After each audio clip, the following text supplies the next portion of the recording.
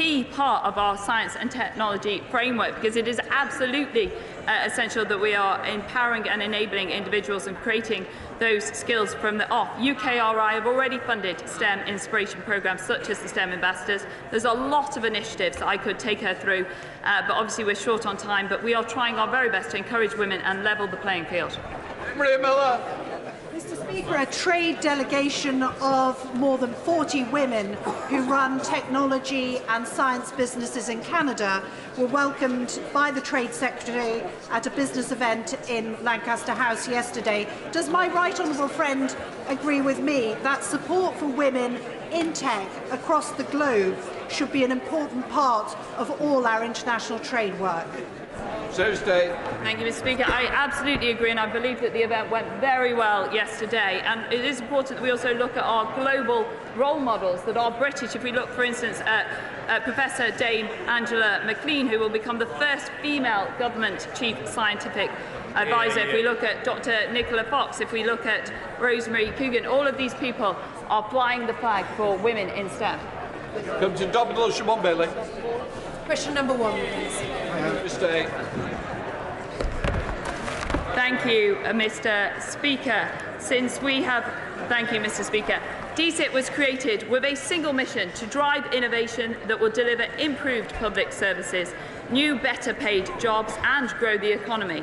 Our department will do things differently and be a model for how modern government departments should run. And we've hit the ground running. In just a few weeks of setting up, we have set out a comprehensive framework for science and technology, announced 370 million of new spending, and we've introduced the new data and digital infrastructure bill. And we've worked with the Chancellor to take decisive action to facilitate a deal to save the UK arm of the Silicon Valley Bank, protecting hundreds of jobs. This is an extraordinary amount for any department to achieve, let alone in just 5 weeks, and it is just the start of a constant drumbeat. Shimon Bailey. I was thrilled that my verification campaign to tackle anonymous abuse was successful with government, but I was also always clear that making it obvious if someone was verified needs to be clear on social media. This is important to social media users. Does my right honourable friend think this is important too, and how is the online safety bill progressing through the Lords? Thank you, Mr. Speaker. The bill is currently in the House of Lords and will soon be at committee stage. We are committed to ensuring that it passes before the end of this session, and I would want to pay tribute to the excellent work that my honourable friend has done in this area. As she will know, we are committed to ensuring that abuse and the online safety bill places a duty on the largest online services to give adult users the option to verify themselves. Secretary Lucy Cole. Thank you very much, Mr. Speaker. 3 weeks ago, the Secretary of State said that TikTok on government devices is a personal choice. At the weekend, it was reported that a review of TikTok is to be carried out. And this week, the Prime Minister said he is considering a ban. So can she tell the House today, is it a personal choice, or does TikTok pose a security risk on officials' devices? Thank you, Mr. Speaker. Ensuring the security of UK data is a priority, and our experts continue to monitor the threats posed to data. The Government Security Group, led by the Cabinet Office, are reviewing the evidence base to take action for government devices. What I actually said, Mr. Speaker, was in terms of the general public, it is absolutely a personal choice. But because we have the strongest data protection laws in the world, we are confident that the public can continue to use it. That is very different to what the honourable member stated. Drummond. Thank you, Mr. Speaker. Thank you. In communities like Cheriton and Bramdean in my Mearn Valley constituency, their constituents have not been able to take part in the broadband voucher scheme because they're connected to a different cabinet to their neighbours, which in some cases is only a few metres from their door. Can my honourable friend assure me that these communities will be able to benefit from the new procurement as soon as possible? Thank you, Mr. Speaker. I'm very pleased to say premises in the Meon Valley are included in our live gigabit procurement for Hampshire. We expect to award a contract in June this year, and we've paused new applications for vouchers to avoid doubling up on public subsidy, but we're happy to look into any particular cases that she wishes to raise via Be the UK. Janet Davies. During the last Horizon Europe funding round, researchers, scientists and universities in London received nearly £2 billion. Yet the Tories have overseen 2 years of uncertainty, delay and broken promises harming researchers and businesses in Lewisham East and across the capital. So when will the Secretary of State do as Labour would do and secure association to the world's biggest science funding programme? Minister. Over the last 2 years, we have not only continued to negotiate in good faith to see through the agreement we made to join Horizon Copernicus and Euratom, we've also continued to fund the sector with just over £1.5 billion of funding, including £370 million this week, £480 million before Christmas, and we look forward to discussing the European associations shortly. Sir Edward Lee. The government has announced that they're going to create a wonderful new nuclear fusion centre at West Burton. That's the technology of the future. West Burton is not 5 miles from the town of Gainsborough. Will the government rename this research centre West Burton Gainsborough to celebrate our wonderful town? Minister. He makes an excellent point. It's a very exciting facility which will see this country lead in the industrial deployment of fusion connectivity to the grid. Cole Turner. Not here. Jonathan Gillis. Thank you, Mr. Speaker. I would like to ask the Minister, will he join a meeting with Councillor Abby Brown and myself to see the power of Silicon Stoke ready to be unleashed alongside our fantastic gigabit broadband rollout, our world-class university, establishment university, and of course the digital T-levels that we already have on display, so we can truly create those fantastic new jobs for the future. Secretary of State. Mr. Speaker, I would be delighted to, and the Honourable Member is a fantastic ambassador for his constituency, always pushing and promoting the great work that is being taken. Mr. Speaker, according to Tech Nation, Slough, the Silicon Valley of the UK, has experienced a 536% increase in the formation of digital startups since the last decade. So, Minister, given that the artificial intelligence is a strategic importance to the UK, why has the government cut research and development tax credits for SMEs? Anybody, Minister? The honourable gentleman will know that there is a review going on about R&D tax credits. The Chancellor will be standing up later, but the Tech Nation and the work that's been done over the last decade means that we've got a great tech ecosystem to build on. William Cates. Thank you, Mr. Speaker. A year ago, the Department announced that Penistone had been chosen for a UK first trial to deliver high-speed broadband through water pipes. This Fibre in the Water project, in partnership with Yorkshire Water, is of huge interest to my constituents, as it promises the opportunity for rural areas to access high-speed broadband without the cost and inconvenience of major infrastructure works. So can the Department update me as to the progress of this project and how quickly my constituents might see the benefits? Minister.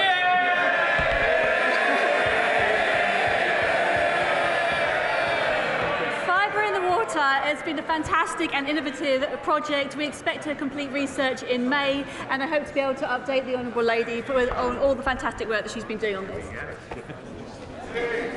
Before we come to Prime Minister's questions, I'd like to point out that live subtitles and the British Sign Language interpretation of proceedings are available to watch on permanentlive.tv. We start with questions to Prime Minister. Jess Phillips. Thank you, Mr. Speaker. Question number 1. Prime Minister. Mr. Speaker, since I was at this dispatch box a week ago, the government has been delivering for the British people. At the UK-France summit, we signed a new illegal immigration deal to protect our borders. Over the weekend, we facilitated the sale of Silicon Valley Bank at no cost to the taxpayer. And we have launched a submarine partnership with Australia and the US, launched our integrated review and boosted our defence budget. Mr. Speaker, this morning I had meetings with ministerial colleagues and others. In addition to my duties in this House, I shall have further such meetings later today. Jess Phillips. Thank you, Mr. Speaker. I've worked for years with women brought here illegally as sex slaves, raped by 30 men a day. Last week, the Prime Minister tweeted that these victims would be denied access to support from our modern slavery system. A tweet that traffickers will hold up to these women and say, see, no one will help you. Before the Prime Minister parrots his prepared answer about increases in the number of people accessing our modern slavery system, let me educate him and everyone else in this House that the biggest increase in the last 10 years has been from the huge increase in British adults and children trafficked for sex and crime within Britain. Not a number they should be proud of. How exactly will I help the next woman I meet brought here illegally from being repeatedly raped if she, as he tweeted, is denied access from our modern slaves?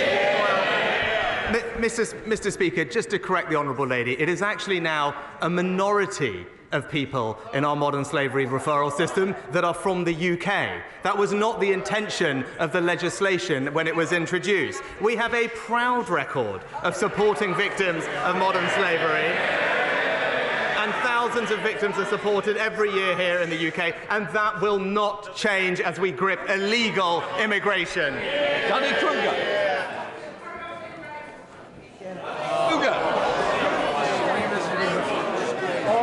Mr. Speaker, on Monday, the Home Secretary said that in recent decades the immigration to this country has been too high, and all the benches opposite howled their disapproval. They want higher immigration, not lower. Does my one honourable friend agree that what we need to do is, rather than importing cheap foreign labour, we need to invest in the skills of our own young people and encourage businesses to do the same? Well, Mr. Speaker, my honourable friend is right that we do need to encourage long-term investment in the domestic workforce. We'll hear more from this in the Chancellor later this afternoon, but the Department for Work and Pensions is directing support at sectors with labour shortages like construction and social care, and our new skills boot camps are part of a dramatic rebooting of our skills system to support workers to get the skills that they need. We now come to the Leader of the Opposition, Keir Starmer. Thank you, Mr. Speaker. Last summer, the Prime Minister claimed he wanted to protect free speech and put a stop to no platforming. So how concerned was he by last week's campaign by Tory MPs to cancel a broadcaster?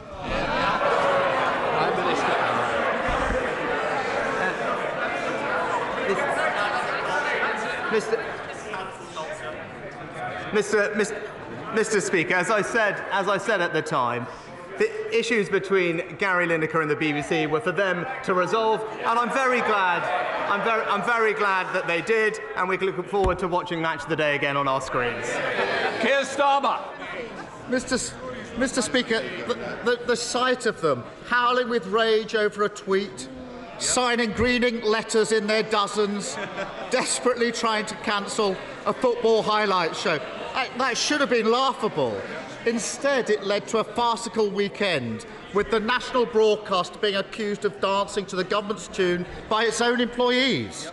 Rather than blame everyone else, why doesn't he take some responsibility, stand up to his snowflake MPs waging war on free speech?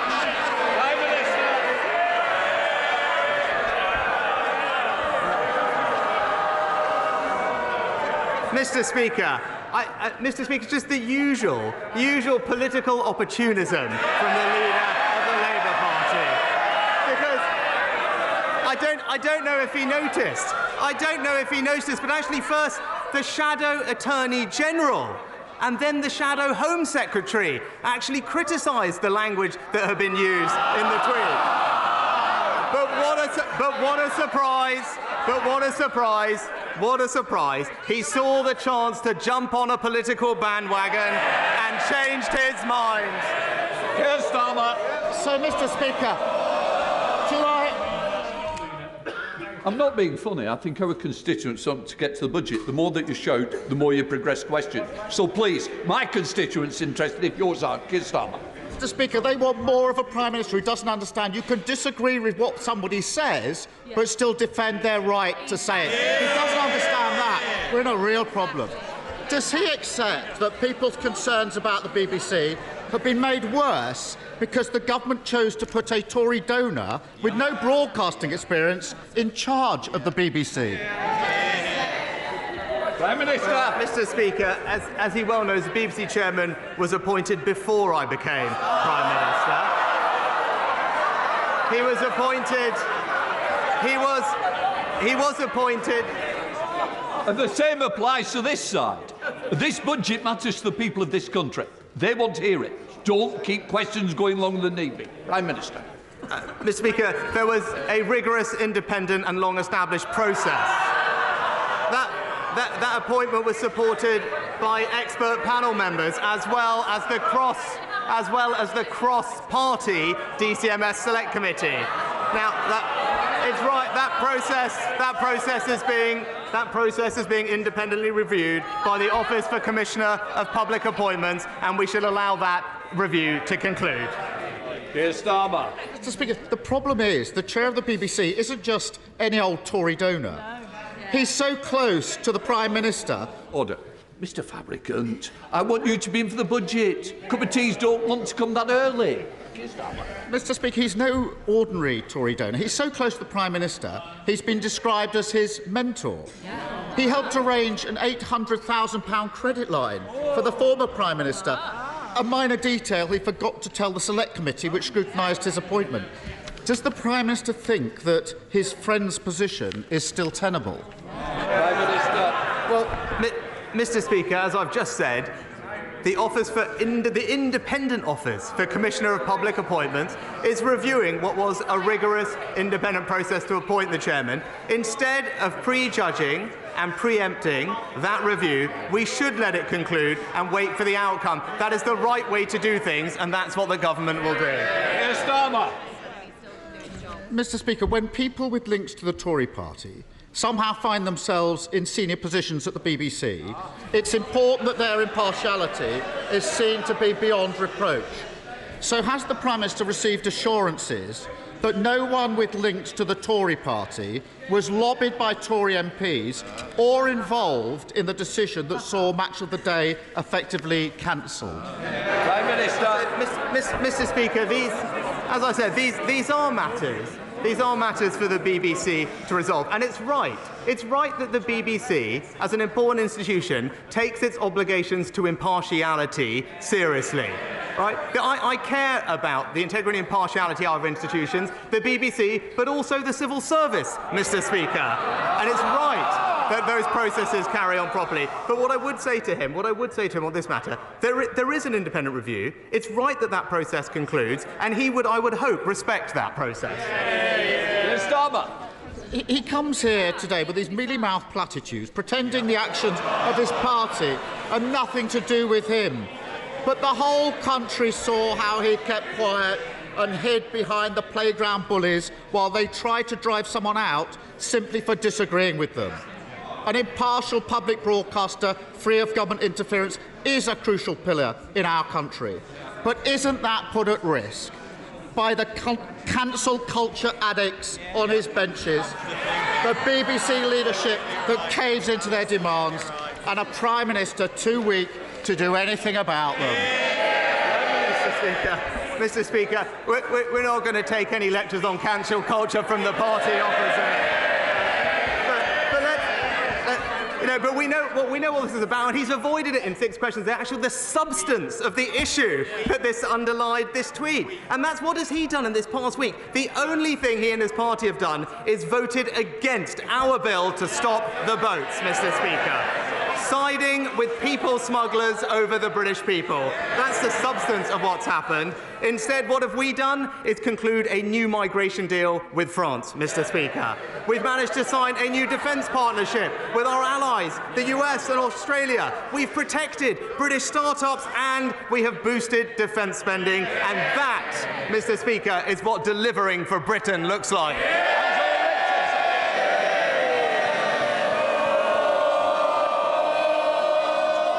Can I just say to you, the biggest day in the House, and you want to carry on cheering? I'll tell you what, I'll be quiet. Because there is plenty of rumours I've mentioned in the tea room for all sides. So let me say, Angela Richardson wants to get on with the questions. Angela. Thank you, Mr. Speaker.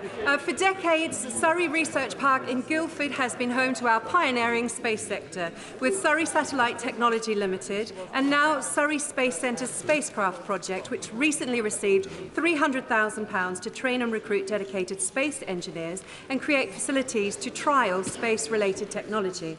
Will my right honourable friend join with me in welcoming this investment? And when his diary allows, will he come and visit Guildford to celebrate successful local innovation and job creation? Well, I can reassure my honourable friend that we are continuing to invest in the UK's thriving space sector, including in her constituency, a new £6.5 million scheme to support high-impact projects. Space South Central, as she knows, is already the leading regional space cluster in the UK. There's more investment coming, and I look forward to either visiting myself or the Minister of State for Science, Innovation and Technology to make sure that her companies get the recognition they deserve. SNP leader Stephen Flynn. Mr. Speaker, on Monday, as households in Scotland were awakening to freezing temperatures, they were met with the news that the electricity grid had been upgraded in order to meet the power demands of the Prime Minister's new swimming pool. So may I ask him, was it whilst he was taking a leisurely dip that he decided to leave households drowning in their energy bills? Prime Minister. Mr. Speaker, thanks to the actions of this government, what we have provided is over £1,300 to help families with their energy bills over the last year. Now, I won't want to preempt what the Chancellor is going to say later, but this is a government that is committed to continuing to help people with the cost of living, and that's what you'll hear later on. Stephen Flynn. You've got to wonder what planet he's on, Mr. Speaker, because for households in Scotland, energy prices haven't been frozen at £2,500. Indeed, the average bill in Scotland has been closer to £3,500, a near tripling in just under 2 years. But worse than that, the Chancellor is about to get to his feet and announced that the £400 energy rebate is about to be scrapped for everyone, not just in Scotland, but right across these aisles. So is it not the case that the Tories aren't freezing energy bills, they're looking to freeze households? Prime Minister. Mr. Speaker, actually, the government is delivering for people across the United Kingdom. Energy bills have been our priority, which is why over £1,000 of support, which is benefiting households in every part of our country. But he talks about delivery. It's now clear that we know, because of the SNP, that the trains don't run on time. The police are at breaking point. The police are at breaking point, and the NHS in Scotland experienced the longest ever waiting list. Mr. Speaker, that isn't even my assessment. That's what we learned in the SNP's leadership debate last week. Aaron Bell.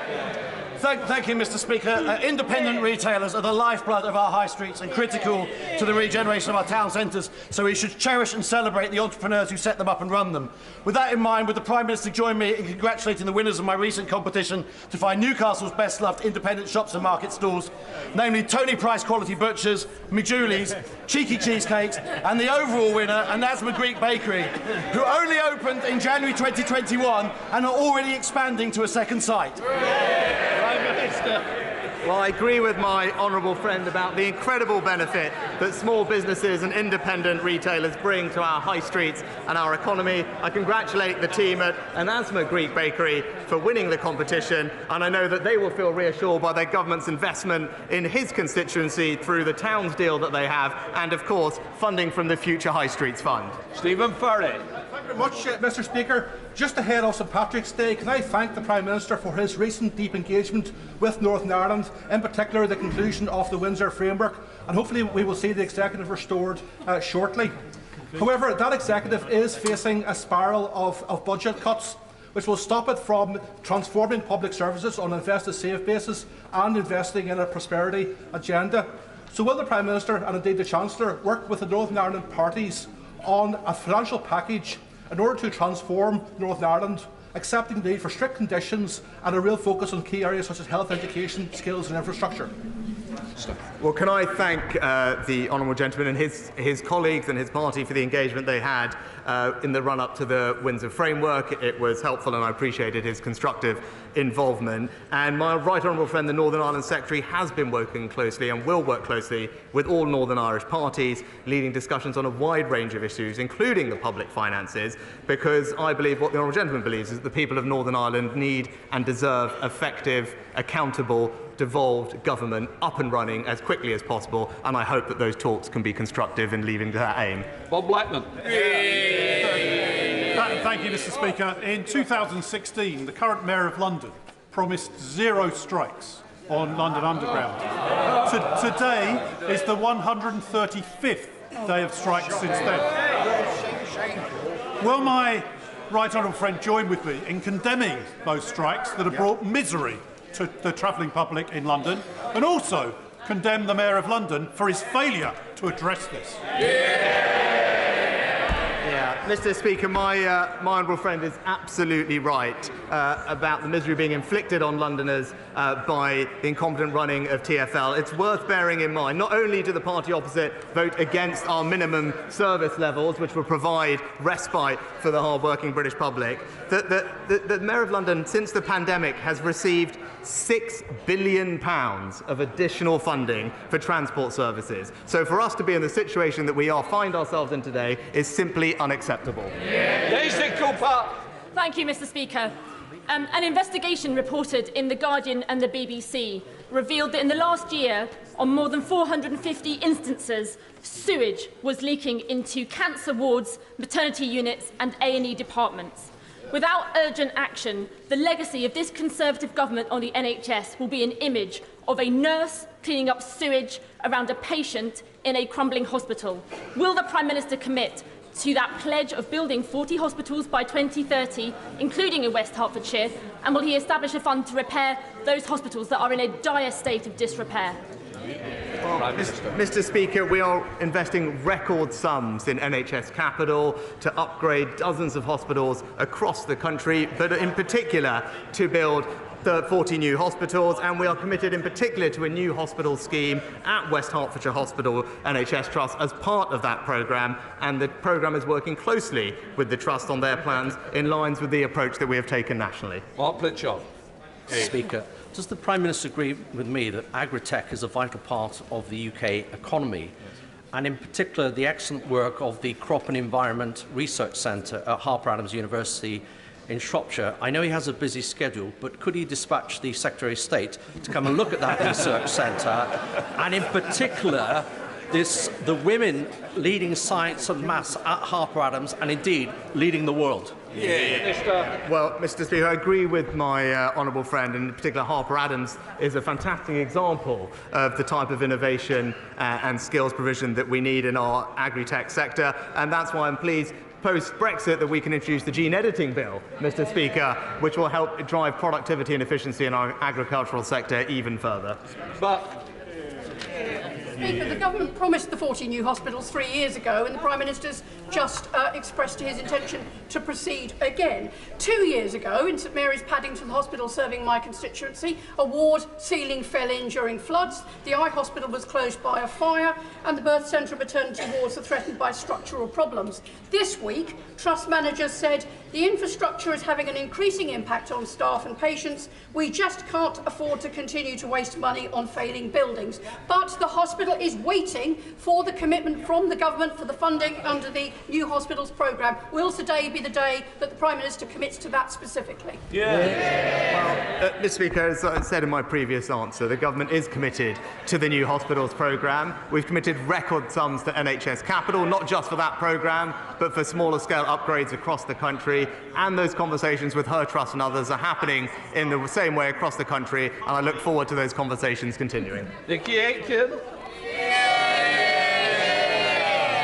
Mr. Speaker, governments at all levels, national and local, should always strive to deliver value for money for the taxpayer, particularly in a cost of living crisis. Therefore, does the Prime Minister share my astonishment that my local Labour-led Westminster Council voted last week to raise council tax by 2%, council tenants' rents by 7%, and increase allowances for its senior councillors by up to a staggering 45%.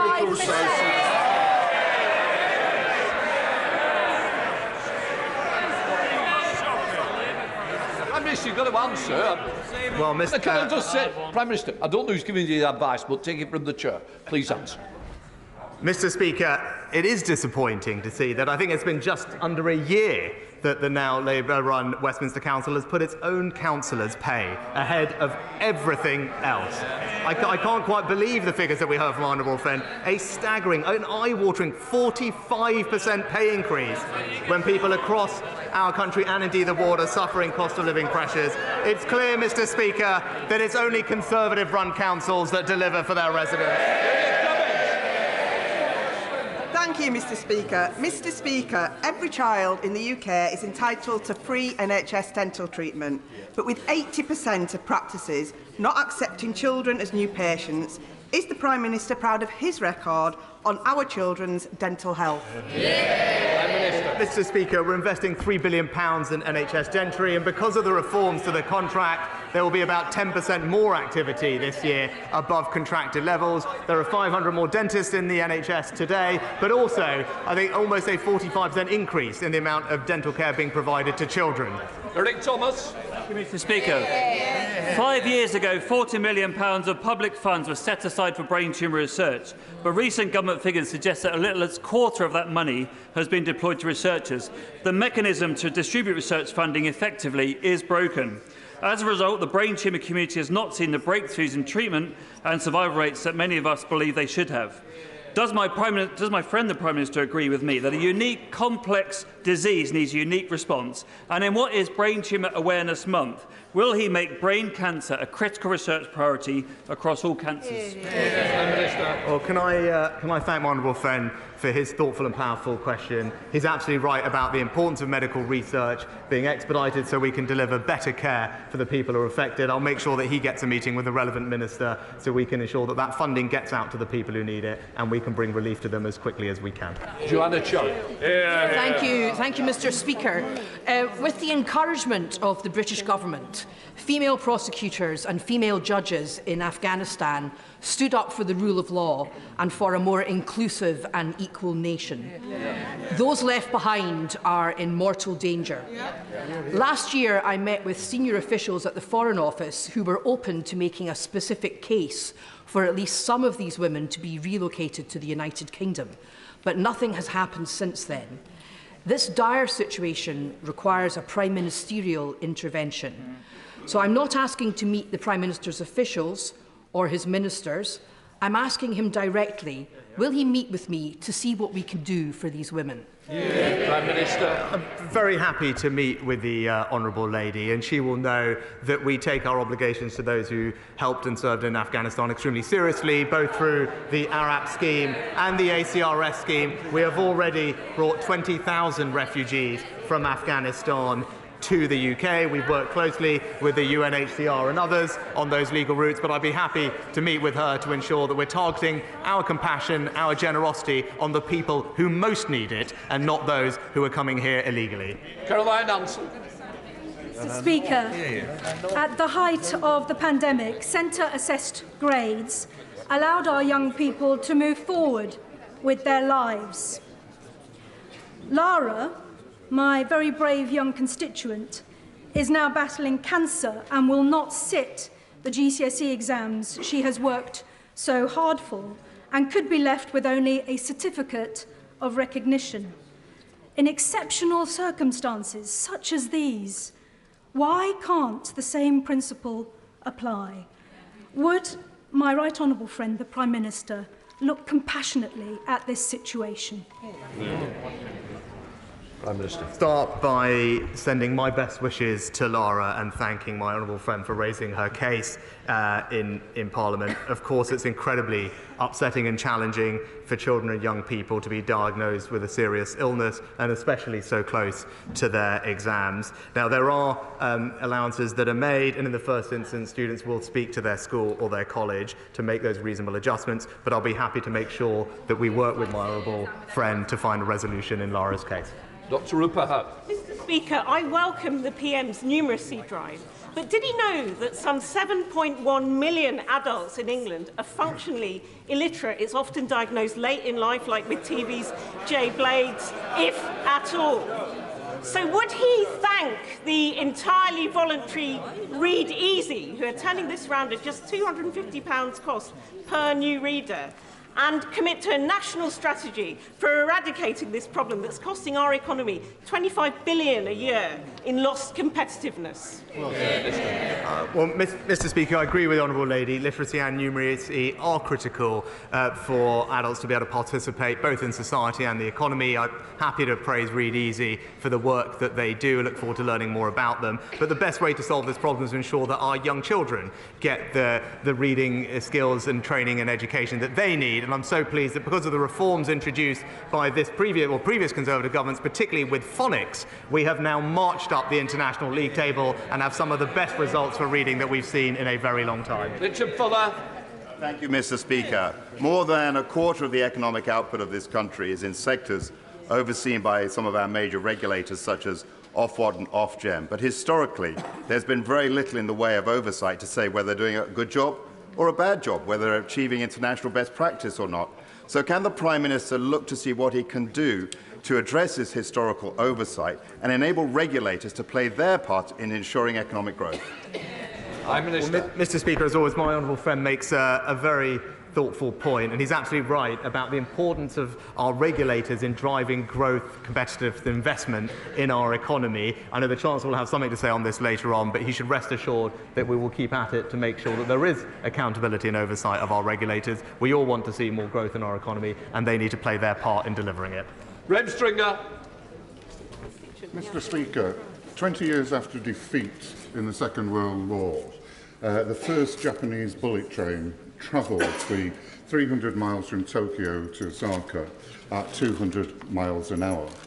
Isn't it a measure of the government's incompetence, lack of commitment to the regions, lack of commitment to infrastructure, that it is now expected that 24 years after a Conservative Transport Secretary announced that HS2 would happen, that Birmingham, Manchester and London will not be linked by that time? Mr. Speaker, we're actually delivering the biggest rail investment.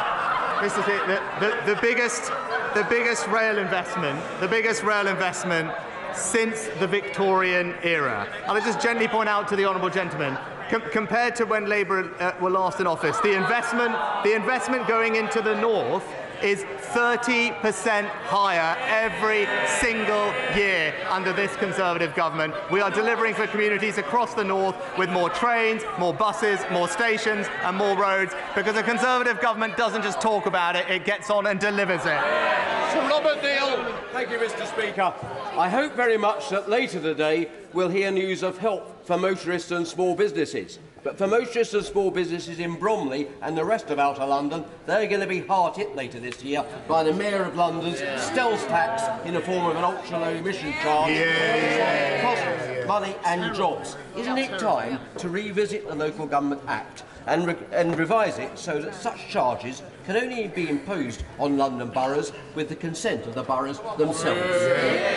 Well, Mr. Speaker, my honourable friend makes an excellent point, and it's right that the Mayor of London should listen to the voices of commuters, of families and of small businesses as he inflicts his damaging tax on them. This government will always be on the side of those people, and this budget will deliver for them too. And completes Prime Minister's questions.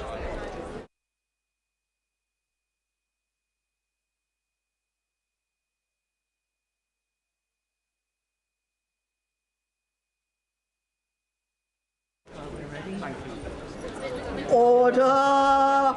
Order! Before I call the Chancellor of the Exchequer, I have to remind honourable members that copies of the budget resolutions will be available to them from the Vote Office in Members' Lobby at the end of the Chancellor's statement and, of course, online. It might also be helpful for some people who are following our proceedings to know that British Sign Language interpretation of the statement, which will continue until the end of the speech of the spokesman for the Scottish National Party, is available to watch on parliamentlive.tv advert. Live subtitling will also be available for the Chancellor's speech and the remainder of today's debate. I hardly need remind honourable members, but I will do for good measure, that they may not make interventions during the Chancellor's statement, nor indeed during the replies of the Leader of the Opposition, or even of the spokesman for the Scottish National Party. Call the Chancellor of the Exchequer.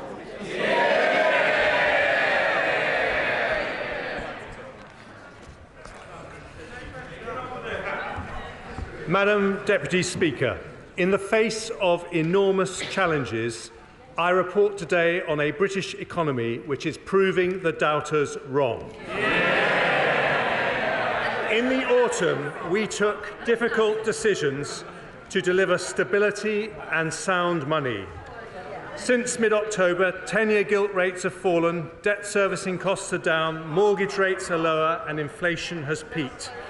The International Monetary Fund says our approach means the UK economy is on the right track. Yeah. But we remain vigilant and will not hesitate to take whatever steps are necessary for economic stability. Today, the Office for Budget Responsibility forecasts that because of changing international factors and the measures I take, the UK will not now enter a technical recession this year. Yeah. They forecast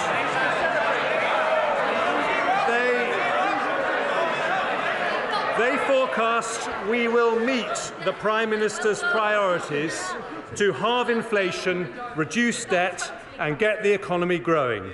We are following the plan and the plan is working. But that's not all we've done.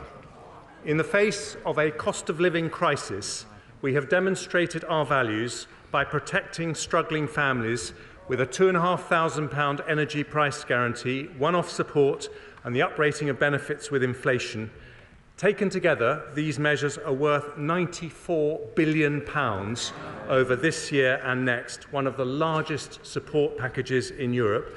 That averages, Madam Deputy Speaker, over £3,300 of cost of living help for every household in the country. Today, we deliver the next part of our plan, a budget for growth. Not just the growth that comes when you emerge from a downturn, but long-term, sustainable, healthy growth that pays for our NHS and schools, finds jobs for young people and provides a safety net for older people, all whilst making our country one of the most prosperous in the world. Prosperity with a purpose, and that is why growth is one of the Prime Minister's 5 priorities for our country. I deliver that today by removing obstacles that stop businesses investing, by tackling labour shortages that stop them recruiting, by breaking down barriers that stop people working, and by harnessing British ingenuity to make us a science and technology superpower. Yeah.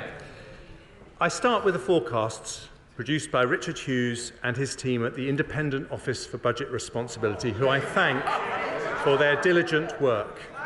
They have looked in detail at the Prime Minister's economic priorities. The first of those is to halve inflation. Inflation destroys the value of hard-earned pay, deters investment and foments industrial strife.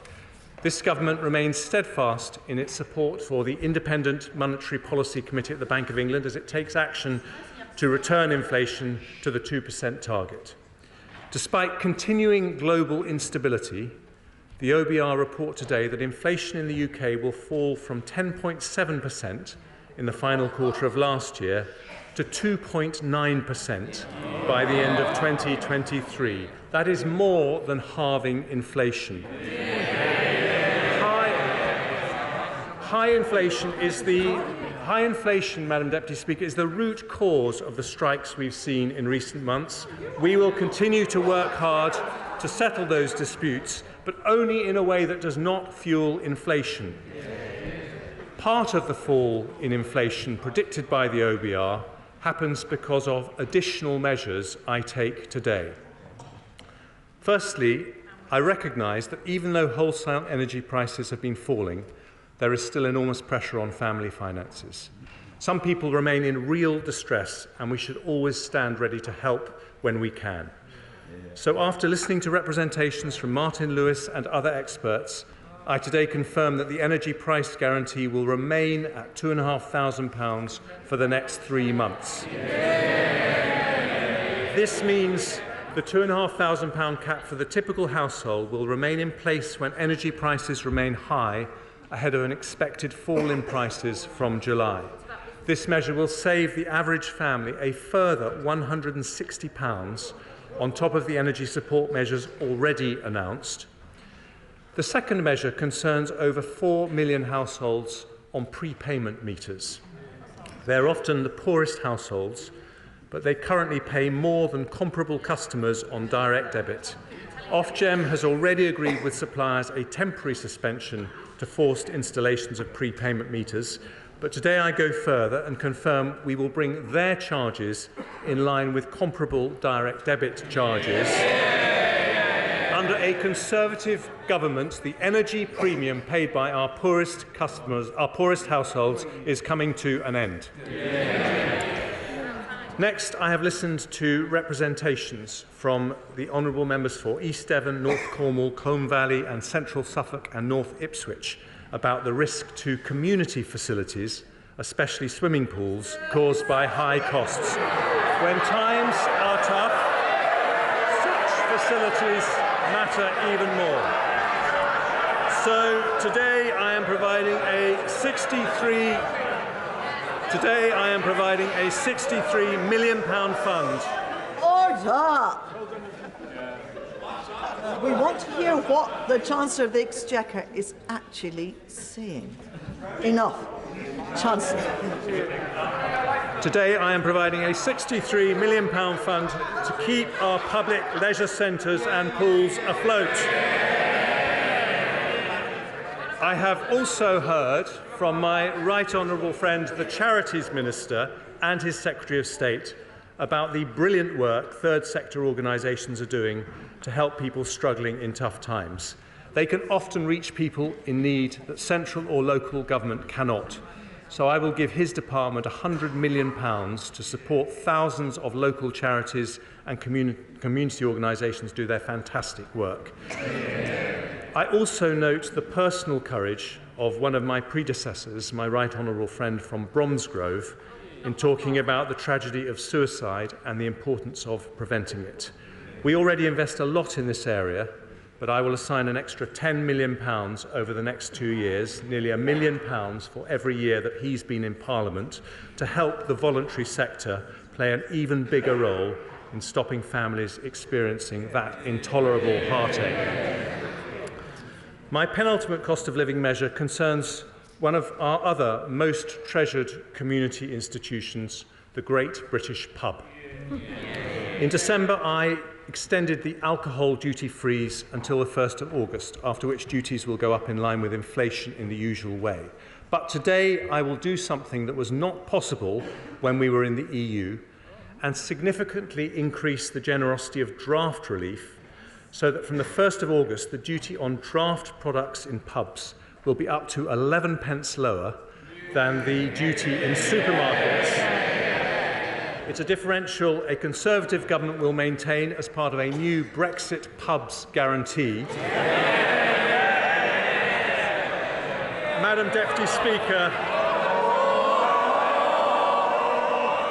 Deputy Speaker, British ale is warm, but the duty on a pint is frozen. And even better, Even better, thanks to the Windsor framework negotiated by my right honourable friend the Prime Minister, that change will now apply to every pub in Northern Ireland. And finally, Madam Deputy Speaker, I've heard the representations from the honourable member for Stoke-on-Trent North, my right honourable friend for Witham, and my right honourable friend from South Thanet and the Sun newspaper about the impact on motorists of the planned 11p rise in fuel duty. I noticed the party opposite call for a freeze on this duty. Somehow they forgot to tell the British people they have voted against every single fuel duty freeze for the last 12 years. Because inflation remains high, I have decided now is not the right time to uprate fuel duty with inflation or increase the duty. So here's what I'm going to do for a further 12 months. I'm going to maintain the 5p cut and I'm going to freeze fuel duty too. That saves the average driver £100 next year and around £200 since the 5p cut was introduced. Our energy price guarantee, fuel duty and duty on a pint all frozen in today's budget. That doesn't just help families, it helps the economy too, because their combined impact reduces CPI inflation by nearly 0.75% this year, lowering inflation when it is particularly high. I now turn to the Prime Minister's second priority, which is to reduce debt. Here too, our plan is on track. Underlying debt is forecast to be 92.4% of GDP next year, then 97.3%, 94.6%, 94.8%, before falling to 94.6% in 27-28. We are meeting the debt priority. And with a buffer of £6.5 billion, it means we are meeting our fiscal rule to have debt falling as a percentage of GDP by the 5th year of the forecast. As a proportion of GDP, our debt remains lower than the USA, Canada, France, Italy and Japan. And because of the decisions I take today and the improved outlook for public finances, underlying debt in 5 years' time is now forecast to be nearly 3 percentage points of GDP lower than it was in the autumn.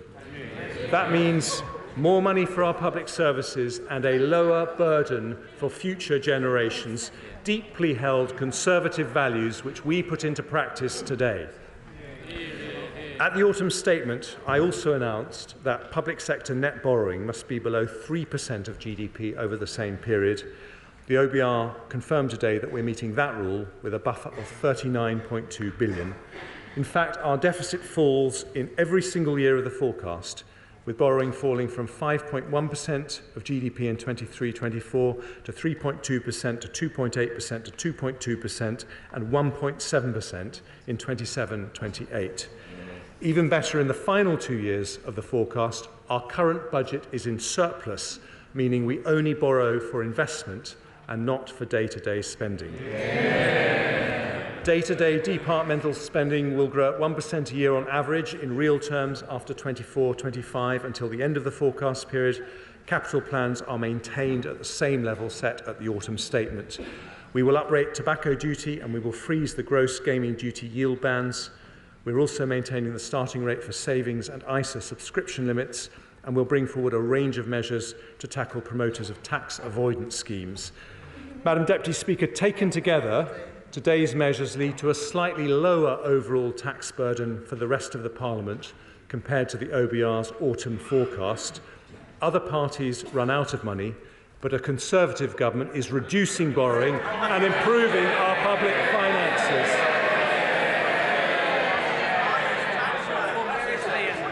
By doing so, we are on track to halve inflation, get debt falling and grow our economy, which I turn to next. Growth, Madam Deputy Speaker, is the Prime Minister's third priority and the focus of today's budget.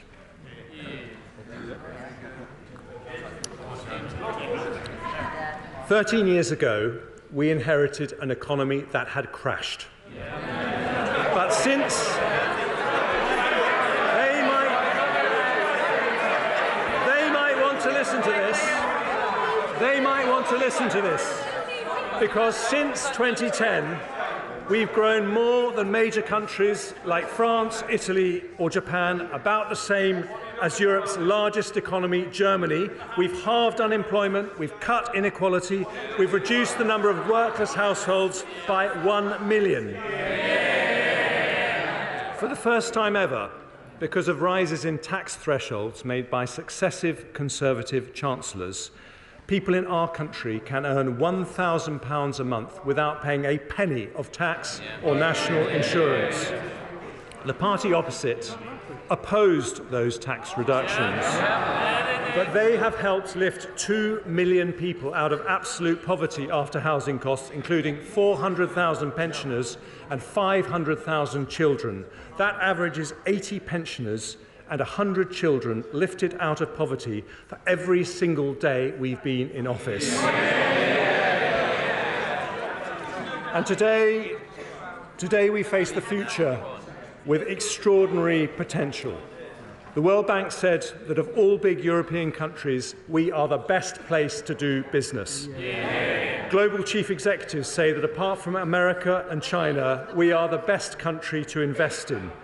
We became the second country in the world to have a stock of foreign direct investment worth $2 trillion. And London has just pipped New York and 53 other global cities to be the best place in the world for female entrepreneurs. Declinists are wrong about our country for another reason, which is our strength in new industries that will shape this century. Over the last 13 years, under Conservative leadership, we have become the world's third trillion-dollar tech economy after the US and China. We've built the largest life sciences sector in Europe, producing a COVID vaccine that saved 6 million lives and a treatment that saved 1 million more. Our film and TV industry has become Europe's largest, with our creative industries growing at twice the rate of the economy. Our advanced manufacturing industries produce around half the world's large civil aircraft wings. And thanks to a clean energy miracle, we have become a world leader in offshore wind. Other parties talk about a green energy revolution. So I gently remind them that nearly 90% of our solar power was installed in the last 13 years, showing it's the Conservatives who fix the roof when the sun is shining.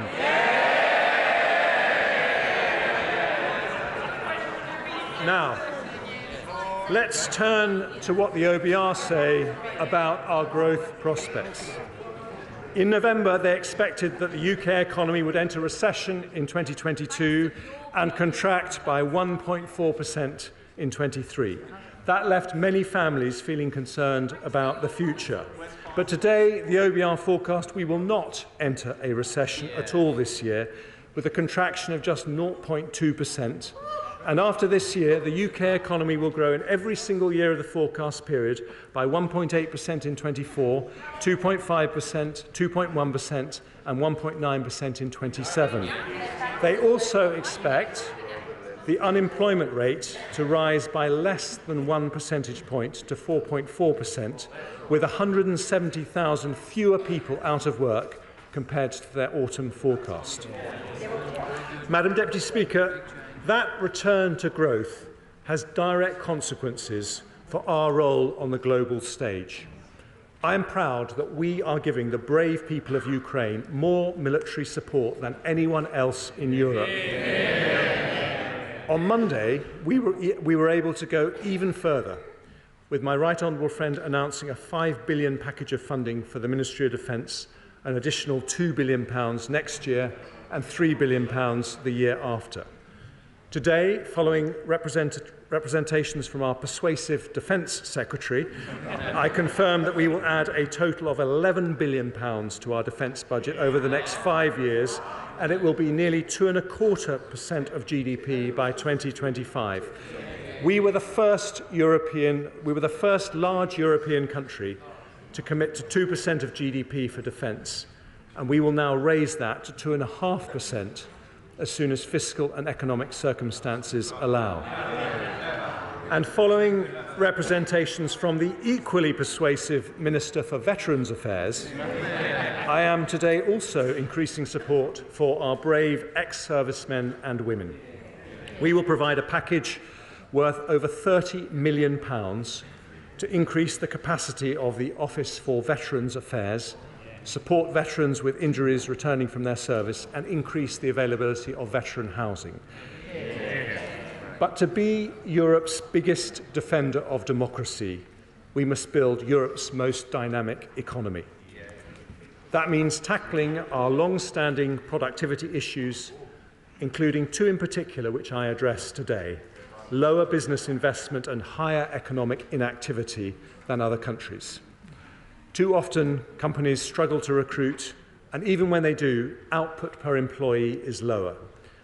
So today I set out the 4 pillars of our industrial strategy to address these issues. Colleagues will know from my Bloomberg speech, they all conveniently start with the letter E: enterprise, employment, education and everywhere. I start, Madam Deputy Speaker, with everywhere. Our measures, well, they may not want to level up growth across the United Kingdom, but we do. This government was elected on a mandate to level up. We have already allocated nearly £4 billion in over 200 projects across the country through the first 2 rounds of the Levelling Up Fund. A third round will follow. Since we started focusing on levelling up, 70% of the growth in salaried jobs has come from outside London and the South East. And today we take further steps. Canary Wharf and the Liverpool Docks were 2 outstanding regeneration projects that happened under a previous Conservative government. I pay tribute to Lord Heseltine for making them happen because they transformed the lives of thousands of people. They showed what's possible when entrepreneurs, government and local communities come together. So today I announce that we will deliver 12 new investment zones, 12 potential Canary Wharfs. In England, we've identified the following areas as having the potential to host one: West Midlands, Greater Manchester, the North East, South Yorkshire, West Yorkshire, East Midlands, Teesside and once again Liverpool. There will also be at least one in each of Scotland, Wales and Northern Ireland. To be chosen, each area must identify a location where they can offer a bold and imaginative partnership between local government and a university or research institute in a way that catalyses new innovation clusters. If the application is successful, they'll have access to £80 million of support for a range of interventions including skills, infrastructure, tax reliefs and business rates retention.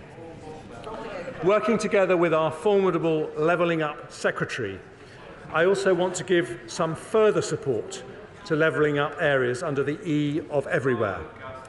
First, I will invest over £200 million in high-quality local regeneration projects across England, including the regeneration of Tipton Town Centre and the Marsden New Mills redevelopment scheme.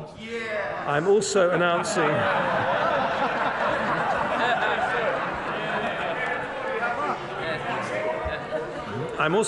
a further £161 million for regeneration projects in mayoral combined authorities and the Greater London Authority, and I will make over £400 million available for new levelling up partnerships in areas that include Redcar and Cleveland, Blackburn, Oldham, Rochdale, Mansfield, South Tyneside and Bassetlaw. Having listened to the case for better local transport infrastructure from many honourable members, I can announce a second round of the City Region Sustainable Transport Settlements allocating £8.8 billion over the next 5-year funding period.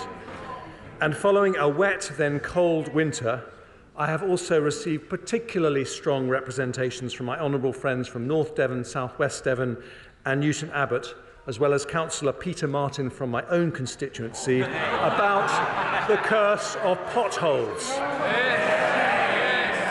The spending review allocated £500 million every year to the Potholes Fund, but today I have decided to increase that fund by a further £200 million next year to help local communities tackle this problem. For Scotland, Wales and Northern Ireland, this budget delivers not only a new investment zone, but an additional £320 million for the Scottish Government, £180 million for the Welsh Government, and £130 million for the Northern Ireland Executive as a result of Barnett's consequentials. On top of which in Scotland I can announce up to £8.6 million of targeted funding for the Edinburgh Festivals, as well as £1.5 million funding to repair the Clodagh Bridge. I will provide £20 million of funding for the Welsh Government to restore the Holyhead breakwater, and in Northern Ireland I'm allocating up to £3 million to extend the Tackling Paramilitarism programme and up to £40 million to extend further and higher education participation. But, Madam Deputy Speaker, for levelling up to truly succeed, we need to unleash the civic entrepreneurship that's only possible when elected local leaders are able to fund and deliver solutions to their own challenges. That means giving them responsibility for local economic growth and the benefit from the upside when it happens. So this government will consult on transferring responsibilities for local economic development from local enterprise partnerships to local authorities from April 24. I will also boost mayors' financial autonomy by agreeing multi-year single settlements for the West Midlands and Greater Combined Manchester Authority in the next spending review, something I intend to roll out for all mayoral areas over time. I've also agreed a new long-term commitment so that they can retain 100% of their business rates, something I also hope to expand to other areas.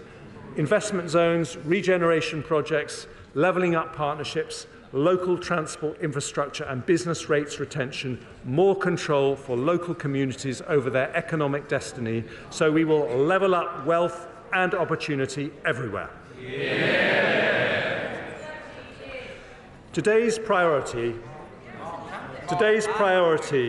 is the Prime Minister's promise to grow the economy. We've talked about making that growth happen everywhere, so I now move on to my second E, enterprise. We need to be, well, this has never been something of interest to the Labour Party, but for Conservatives, we won't rest until we are Europe's most dynamic enterprise economy. And under a Conservative government, that is exactly what's been happening.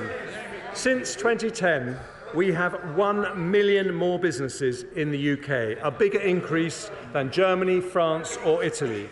But I want another million and another million after that. So today I bring forward enterprise measures in these three areas to lower business taxes, reduce energy costs and support our growth industries. So let's start with business taxation. Conservatives know the importance of a competitive tax regime.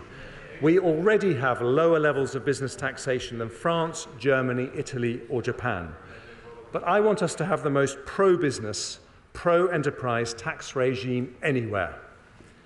Even after the corporation tax rise this April, we will have the lowest headline rate in the G7, lower than any period under the last Labour government. Only 10% of companies will pay the full 25% rate. But even at 19%, our corporation tax did not incentivise investment as effectively as countries with higher headline rates. The result is less capital investment and lower productivity than countries like France and Germany. We've already taken measures to address this.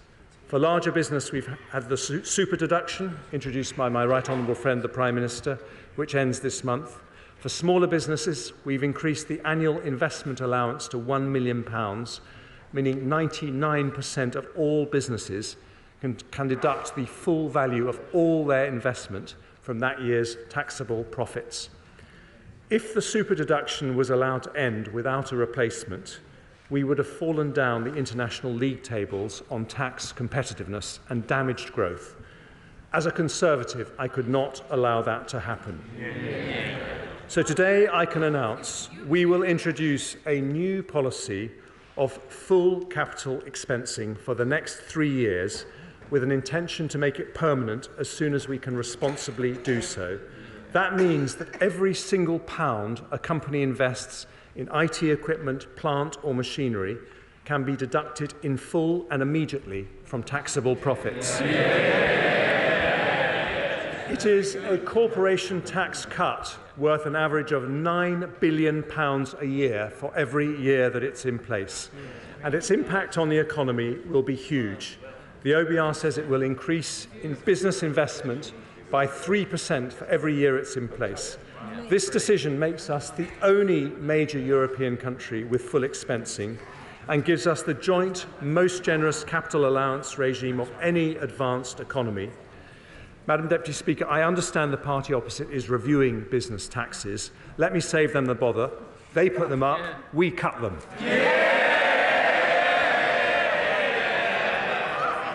I also want to make our taxes more competitive in our life science and creative industries sectors. In the autumn, I said I'd return with a more robust R&D tax credit scheme for smaller research-intensive companies. So today, I'm introducing an enhanced credit, which means that if a qualifying small or medium-sized business spends 40% or more of their total expenditure on R&D, they'll be able to claim a credit worth £27 for every £100 they spend. That means an eligible cancer drug company spending £2 million on research and development will receive over £500,000 to help them develop breakthrough treatments. It's a £1.8 billion package of support, helping 20,000 cutting-edge companies who day by day are turning Britain into a science superpower. And this government's audio-visual tax reliefs have helped make our film and TV industry the biggest in Europe. Only last month, Pinewood announced an expansion which will bring another 8,000 jobs to the UK. To give even more momentum to this critical sector, I'll introduce an expenditure credit with a rate of 34% for film, high-end television and video games, and 39% for the animation and children's TV sectors. I'll maintain the qualifying threshold for high-end television at £1 million. And because our theatres, orchestras and museums do such a brilliant job at attracting tourists to London and the UK, I'll extend for another 2 years their current 45% and 50% reliefs. Madam Deputy Speaker, an enterprise economy needs low taxes, but it also needs cheap and reliable energy. We have already announced billions of support to help businesses reduce their energy bills through the Energy Bills Relief Scheme and the Energy Bills Discount Scheme. We've appointed Dame Alison Rose, Chief Executive of NatWest, to co-chair our National Energy Efficiency Task Force and help deliver our national ambition to reduce energy use by 15%. And to support her efforts, I'll extend the Climate Change Agreement Scheme for 2 years to allow eligible businesses £600 million of tax relief on energy efficiency measures. But the long-term solution is not subsidy, but security. That means investing in domestic sources of energy that fall outside Putin or any autocrat's control. We are world leaders in renewable energy, so today I want to develop another plank of our green economy, carbon capture, usage and storage. I'm allocating up to £20 billion of support for the early development of CCUS, starting with projects from our East Coast to Merseyside to North Wales, paving the way for CCUS everywhere across the UK as we approach 2050. That will support up to 50,000 jobs, attract private sector investment, and help capture 20 to 30 million tonnes of CO2 per year by 2030. We have increased the proportion of electricity generated from renewables from under 10% when we came into office to nearly 40%. But because the wind doesn't always blow and the sun doesn't always shine, even under the Conservatives, Madam Deputy Speaker, we will need another critical source of cheap and reliable energy, and that is nuclear. Now, there have been no more powerful advocates for this than the Honourable Member for Innismon, Copeland, Hartlepool and Workington. They rightly say that increasing nuclear capacity is vital to meet our net zero obligations. So, to encourage private sector investment into our nuclear programme, I today confirm that, subject to consultation, nuclear power will be classed as environmentally sustainable in our green taxonomy.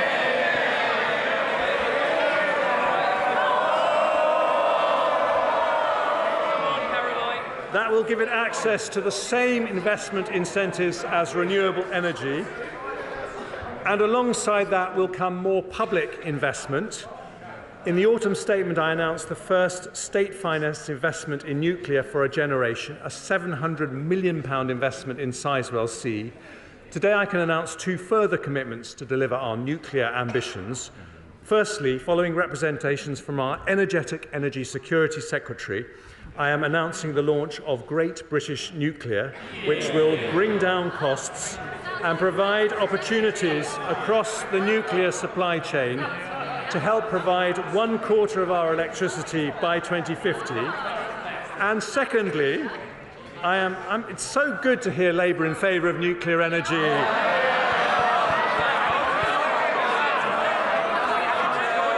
Just a shame they never did any.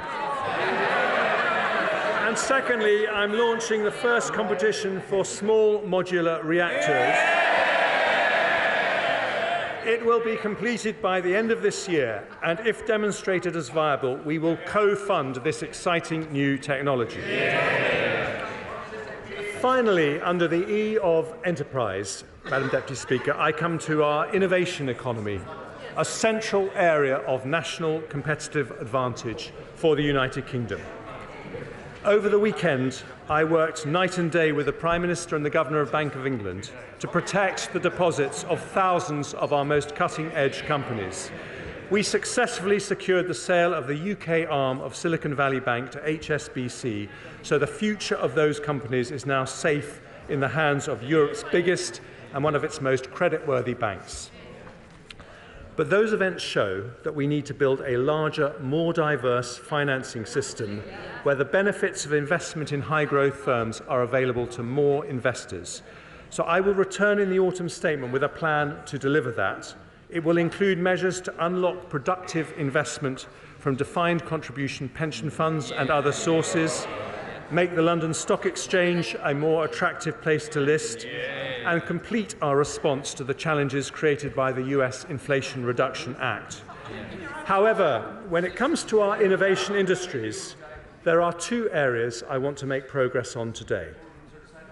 Nigel Lawson made the City of London one of the world's top financial centres by competitive deregulation. With our Brexit autonomy, we can do the same for our high-growth sectors. So today I want to reform the regulations around medicines and medical technologies. We are lucky with the MHRA to have one of the most respected drugs regulators in the world, indeed the very first anywhere to licence a COVID vaccine. From 2024, they will move to a different model, which will allow rapid, often near automatic sign-off for medicines and technologies already approved by trusted regulators in other parts of the world, such as the United States, Europe and Japan. At the same time, they will set up a swift new approval process for the most cutting-edge medicines and devices to ensure the UK becomes a global centre for their development. And with an extra £10 million of funding over the next 2 years, they will put in place the quickest, simplest regulatory approval in the world for companies seeking rapid market access. We are proud of the life science sector, which received more inward investment than any in Europe last year. Today's change will make the UK an even more exciting place to invest, using our Brexit freedoms and speeding up access for NHS patients to the very newest drugs. Today, with our talented Science, Innovation and Technology Secretary, I also take measures to strengthen our position in artificial intelligence, where the UK hosts 1/3 of all European companies. I'm accepting all 9 of the digital technology recommendations made by Sir Patrick Vallance in the review I asked him to do in the autumn statement. That means I can report to the House that we will launch an AI sandbox to trial new, faster approaches to help innovators get cutting-edge products to market. We'll work at pace with the Intellectual Property Office to provide clarity on IP rules so that generative AI companies can access the material they need. And we'll ask Sir Patrick's successor, Dame Angela McLean, to report before the summer on options around the growth duty for regulators. Because AI needs computing horsepower, I today commit around £900 million of funding to implement the recommendations of the Independent Future of Compute review for an exascale computer. The power needed by AI's complex algorithms can also be provided by quantum computing. So today we'll publish a quantum strategy which will set out our vision to be a world-leading quantum-enabled economy by 2033 with a research and innovation programme totalling £2.5 billion. I also want to encourage the best AI research to happen in the UK, so we'll award a prize of £1 million every year for the next 10 years to the person or team that does the most groundbreaking British AI research. The world's first stored programme computer was built at the University of Manchester in 1948 and was known as the Manchester Baby. 75 years on, the baby has grown up, so I will call this new National AI Award the Manchester Prize in its honour. Madam Deputy Speaker, we want the UK to be the best place in Europe for companies to locate, invest and grow. So today's enterprise measures strengthen our technology and life science sectors, invest in energy security, and for 3 years, but I hope permanently, cut corporation tax by £9 billion a year to give us the best investment incentives of any advanced economy. An enterprise economy can only grow if it can hire the people it needs. Which brings me to my third pillar, after everywhere and enterprise. I said it was a growth budget, Madam Deputy Speaker, and we are talking about the E of employment. I'm going to talk about a difficult topic for the party opposite now, because Brexit was a decision by the British people to change our economic model. In that historic vote, our country decided to move from a model based on unlimited low-skill migration to one based on high wages and high skills. Today, we show how we will deliver that with a major set of reforms. The OBR say it is the biggest positive supply-side intervention they have ever recognised in their forecast. We have around 1 million vacancies in the economy. But excluding students, there are over 7 million adults of working age who are not in work. That's a potential pool of 7 people for every vacancy. Conservatives believe work is a virtue. We agree with the road haulage king Eddie Stobart, who said the only place success comes before work is the dictionary. So today I bring forward reforms to remove the barriers that stop people who want to from working. And I start with over 2 million people who are inactive due to a disability or long-term sickness.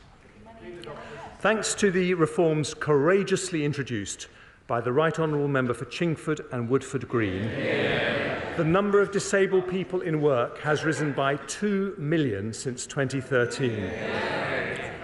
But even after that, we could fill half the vacancies in the economy with people who say they would like to work despite being inactive due to sickness or disability. With Zoom, Teams and new working models that make it easier to work from home, this is possible now more than ever. So for that reason, the ever-diligent Work and Pensions Secretary today takes the next step in his groundbreaking work on tackling economic inactivity. I thank him for that, and today we publish a white paper on disability benefits reform.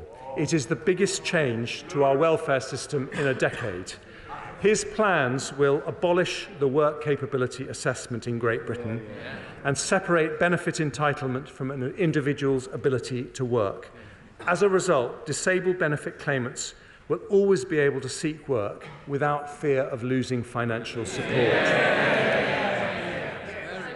Today, I'm going further by announcing that in England and Wales, after listening to representations from the Centre for Social Justice and others, we will fund a new programme called Universal Support. This is a new voluntary employment scheme for disabled people where the government will spend up to £4,000 a person to help them find appropriate jobs and put in place the support they need. It will fund 50,000 places every single year. We also want to help those who are forced to leave work because of a health condition such as a back pain or a mental health issue. We should give them support before they end up leaving their job. So working with our Health Secretary, I'm announcing a £400 million plan to increase the availability of mental health and musculoskeletal resources and expand the individual placement and support scheme. And because occupational health provided by employers has a key role to play, I'll also bring forward 2 new consultations on how to improve its availability and double the funding for the small company subsidy pilot. There's another group that deserve particular attention, which is children in care. They too should be given all possible help to make a normal working life possible when they reach adulthood. Often they depend on foster families who do a brilliant job. So today I'm nearly doubling the qualifying care relief threshold to £18,140, which will give a tax cut to a qualifying carer worth an average of £450 a year. I'll also increase the funding we provide to the Staying Close programme by 50% to help more care leavers into employment, and I'll support young people with special educational needs and disabilities with a £3 million pilot expansion of the Department for Education's supported internship programme to help those people transition from education into the workplace. Madam Deputy Speaker, no civilised society can ignore the contribution that can be made by those with challenging family circumstances, a long-term illness or a disability. So today we remove the barriers we can with reforms that strengthen our society as well as strengthening our economy. The next set of employment reforms affects those on universal credit without a health condition who are looking for work or on low earnings. There are more than 2 million job seekers in this group, more than enough to fill every vacancy in the economy. Independence is always better than dependence, which is why a Conservative government believes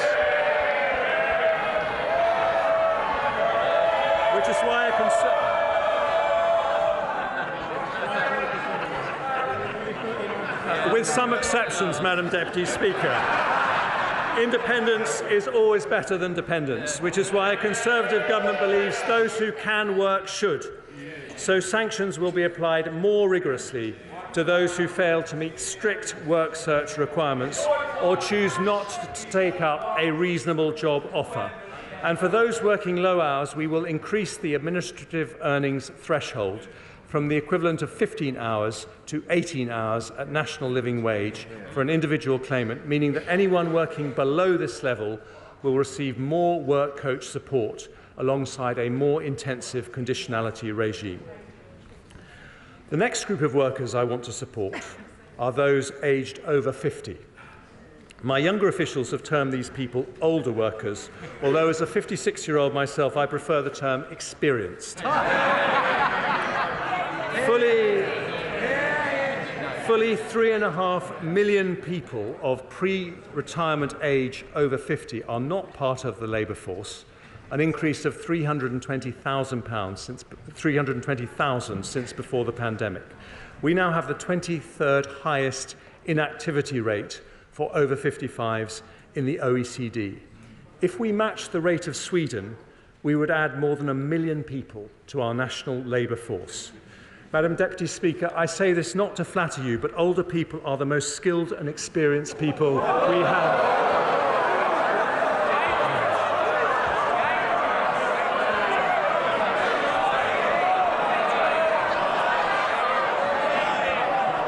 No country can thrive. No country can thrive if it turns its back on such a wealth of talent and ability. But for too many, turning 50 is a moment of anxiety about the cliff edge of retirement, rather than a moment of anticipation about another 2 decades of fulfilment. I know this, Madam Deputy Speaker, myself. After I turned 50, I was relegated to the backbenches and planned for a quiet life, but instead I decided to set an example by embarking on a new career in finance. So today I take 3 steps to make it easier for those who wish to. It's going well, thank you. And today I take 3 steps to make it easier for those who wish to work longer. First, we will increase the number of people who get the best possible financial, health and career guidance ahead of retirement by enhancing the DWP's excellent midlife MOT strategy. They will also increase by 5-fold the number of 50-plus universal credits who receive midlife MOTs from 8,000 to 40,000 a year.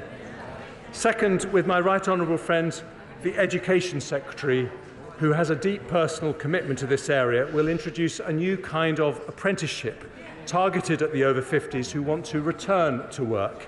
They will be called returnerships and operate alongside skills boot camps and sector-based work academies. They'll bring together our existing skills programmes to make them more appealing for older workers, focusing on flexibility and previous experience to reduce training length. Finally, I have listened to the concerns of many senior NHS clinicians who say unpredictable pension tax charges are making them leave the NHS just when they are needed the most. The NHS is our biggest employer, and we will shortly publish a long-term workforce plan that I promised in the autumn statement. But ahead of that, I don't want any doctor to retire early because of the way pension taxes work. It's an issue I've discussed not just with the current Health Secretary, but a former Health Secretary who kindly took a break from WhatsApping his colleagues to consider it.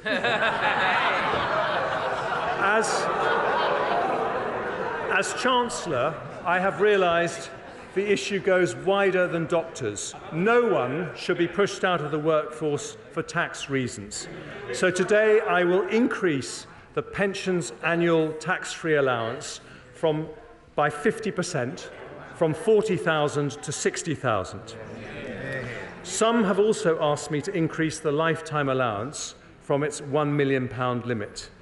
But I've decided not to do that. Instead, I will go further and abolish the lifetime allowance altogether. It is a pension tax reform that will stop over 80% of NHS doctors from receiving a tax charge, incentivise our most experienced and productive workers to stay in work for longer, and simplify our tax system, taking thousands of people out of the complexity.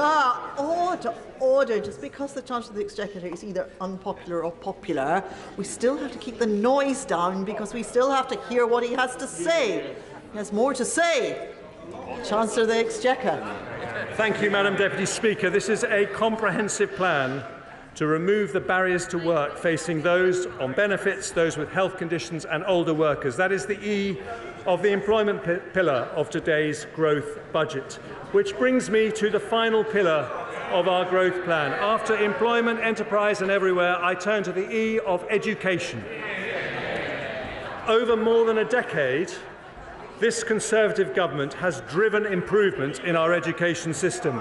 We've risen by nearly 10 places in the international league tables for English and maths since 2015 alone. In the autumn statement, I built on this programme with an extra £2.3 billion annual investment to our schools. We're reviewing our approach to skills with Sir Michael Barber. We set out our plans to transform lifelong learning with a new lifelong loan entitlement. And my right honourable friend, the Prime Minister, announced plans to make maths compulsory till 18. But today I want to address an issue in our education system that is bad for children and damaging for the economy. It's an issue that starts even before a child enters the gates of a school, Today I want to reform our childcare system. We have one of the most expensive systems in the world. Almost half of non-working mothers say they would prefer to work if they could arrange suitable childcare. For many women, a career break becomes a career end. Our female participation rate is higher than average for OECD economies, but we trail top performers like Denmark and the Netherlands. If we match Dutch levels of participation, there would be more than 1 million additional women working. And we can do that. So today I announce a series of reforms that start that journey. I begin with the supply of childcare.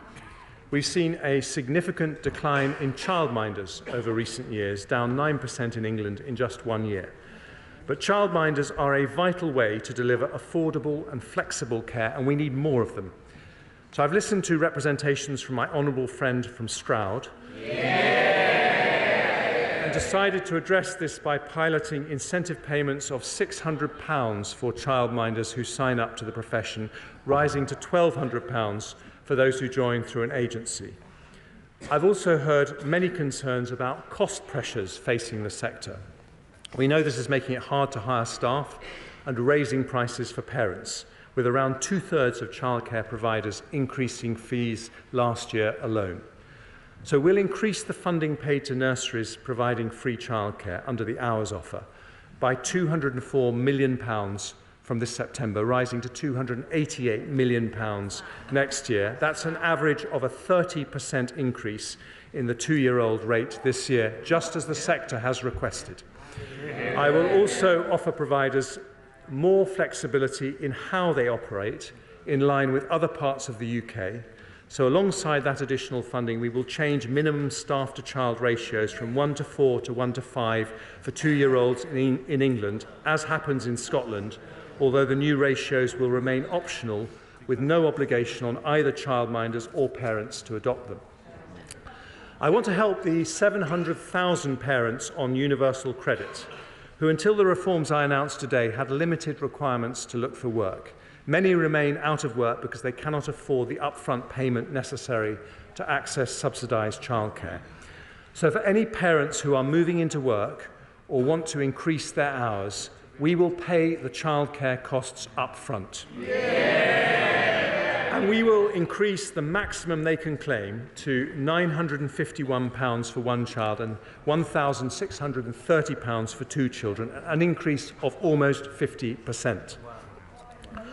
I turn now to parents of school-age children, who often face barriers to working because of the limited availability of wraparound care. 1/3 of primary schools do not offer childcare at both ends of the school day, even though for many people a job requires it to be available before and after school. To address this, we'll fund schools and local authorities to increase the supply of wraparound care so all school-age parents can drop their children off between 8 a.m. and 6 p.m. And our ambition is that all schools will start to offer a full wraparound offer, either on their own or in partnership with other schools, by September 2026. Madam Deputy Speaker, today's childcare reforms will increase the availability of childcare, reduce costs and increase the number of parents able to use it. Taken together with earlier Conservative reforms, they amount to the most significant improvements to childcare provision in a decade.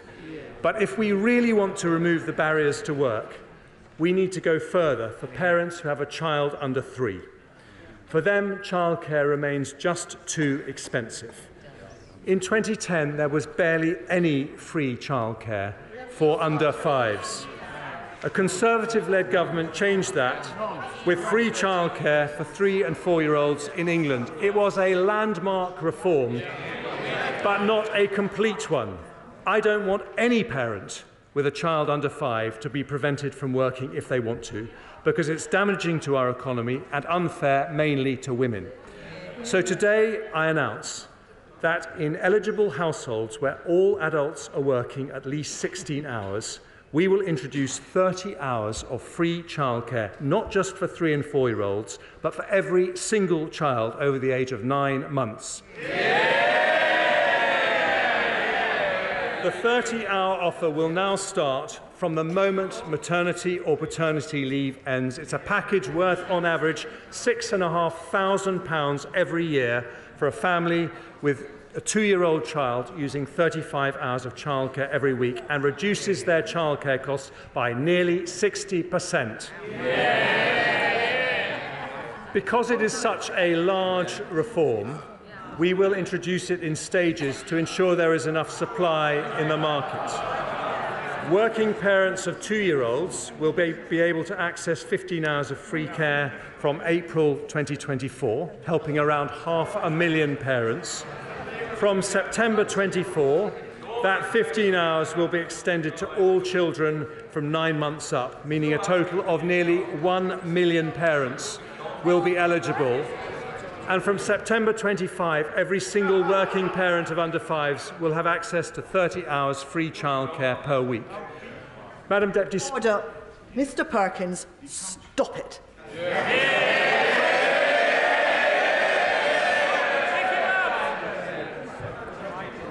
Madam Deputy Speaker, today we complete a landmark Conservative reform. We help the economy, transform the lives of thousands of women and build a childcare system comparable to the best. A major early years reform for our education system, the E of education, alongside the 3 other pillars of our growth plan: enterprise, employment and everywhere. So, Madam Deputy Speaker, in November we delivered stability. Today it's growth. We tackle the 2 biggest barriers that stop businesses growing: investment incentives and labour supply. The best investment incentives in Europe, the biggest ever employment package, for disabled people more help, for older people barriers removed, for families feeling the pinch, fuel duty frozen, beer duty cut, energy bills capped, and for parents 30 hours of free childcare for all under 5s. Today we build for the future, with inflation down, debt falling and growth up. The declinists are wrong and the optimists are right. We stick to the plan because the plan is working, and I commend this statement to the House.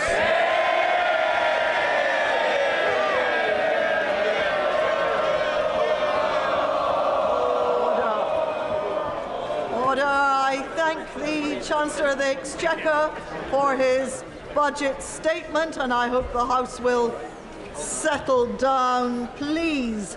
Under Standing Order number 51, the first motion entitled, certainly the bad behaviours though on this side of the House. I think a little bit of decorum, please, while we go through the necessary parts of the procedure. Under Standing Order number 51, the first motion entitled Provisional Collection of Taxes must be decided without debate. Will the Chancellor of the Exchequer please move formally? Chancellor, well, somebody just say formally. Thank you, Chancellor. I'm just putting your motions. The question is that, pursuant to Section 5 of the Provisional Collection of Taxes Act 1968, provisional statutory effect shall be given to the following motions. A. Stamp duty land tax transaction funded with the assistance of a subsidy, motion number 39. B. Fuel duties accepted machines, motion number 44. C. Rates of tobacco products duty, motion number 46. D. Late payment interest value-added tax, motion number 57. E. Charities value-added tax, etc. Motion number 65. As many as are of that opinion, say aye. Aye. Of the contrary, no. I think the ayes have it. The ayes have it. Let us now consider the motion entitled Income Tax Charge, for it's on this motion that the debate will take place today and on the succeeding days. The questions on this motion and on the remaining motions will be put at the end of the budget debate on Tuesday, the 21st of March. So I call the Chancellor of the Exchequer to move the motion formally. Move formally. The question is that income tax is charged for the tax year 2023 to 24. and it is declared that it is expedient in the public interest that this resolution should have statutory effect under the provisions of the Provisional Collection of Taxes Act 1968. And now, I call the Leader of the Opposition. Thank you, Madam Deputy Speaker. And can I say it's good to see you back in the chair? It's looking radiant. So, for all the hype, a budget for growth that downgrades the growth forecast. His opening boast was that things aren't quite as bad now as they were in October last year after the kamikaze budget. And the more that he pretends everything is fine, the more he shows just how out of touch they are. After 13 years of his government, our economy needed major surgery. But like millions across our country, this budget leaves us stuck in the waiting room with only a sticking plaster to hand. A country set on a path of managed decline, falling behind our competitors, the sick man of Europe once again. This was a day for ambition, for bringing us together with purpose and intent, for unlocking the pride that is in every community, matching their belief in the possibilities of the future. But, Madam Deputy Speaker, after today, we know the Tory cupboard is as bare as the salad aisle in our supermarket. The lettuces may be out, but the turnips are in. A hopelessly divided party caught between a rock of decline and a hard place of their own economic recklessness, dressing up stagnation as stability as their expiry date looms ever closer. And the figures published today spell it out. A year of stagnation, growth non-existent. According to the IMF, the worst performing country in the G7 this year. A prediction today confirmed by the OBR, and growth downgraded in years to come. This is a failure you can measure not just in the figures, but in the empty pockets of working people right across the country. 13 years without wage growth. 13 years no better off. 13 years stuck in a doom loop of lower growth, higher taxes and broken public services.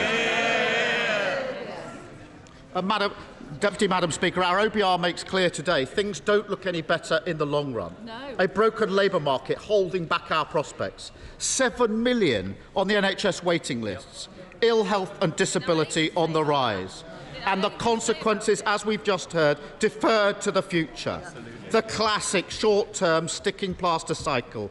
Decisions cynically ducked today, pain for working people tomorrow. It doesn't have to be like this. Britain has enormous potential. On science, innovation, technology, we should be leading, not lagging. We need an industrial strategy that removes barriers to investment. And the announcements today are nowhere near the mark. The lowest investment in the G7, that's their record. All our competitors know this. They're gearing up for an almighty race for the opportunities of tomorrow. And we've got to be on the start line, not back in the changing room, tying our laces. Now, he mentioned the war in Ukraine. And of course, on this side of the House, we stand with Ukraine and we stand with the government's response to Putin's brutality. We'll look carefully at the details of the military spending announced and we will support them. But what we cannot accept is the use of the war as a blanket excuse for failure. Our economy has weak foundation. Global crisis hit Britain more than other countries.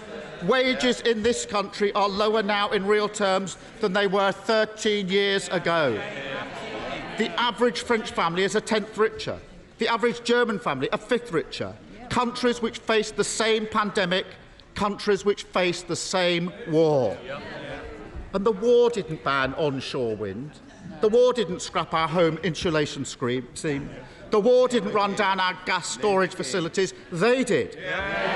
Decisions which hurt working people battling the cost of living crisis right now. It's been the same story for the whole 13 years.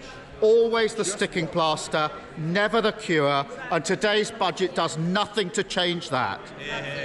Again, we see a failure to grip the long-term challenges. No. Order. People shouldn't just be speaking while the Leader of the Opposition is delivering his report. They should be listening. Now, we will now listen to the Leader of the Opposition. Sir. Today's budget changes nothing. Again, we see a failure to grip the long-term challenges. No determination to create growth which unlocks the potential of the many. Working people being made to pay for Tory choices and Tory mistakes.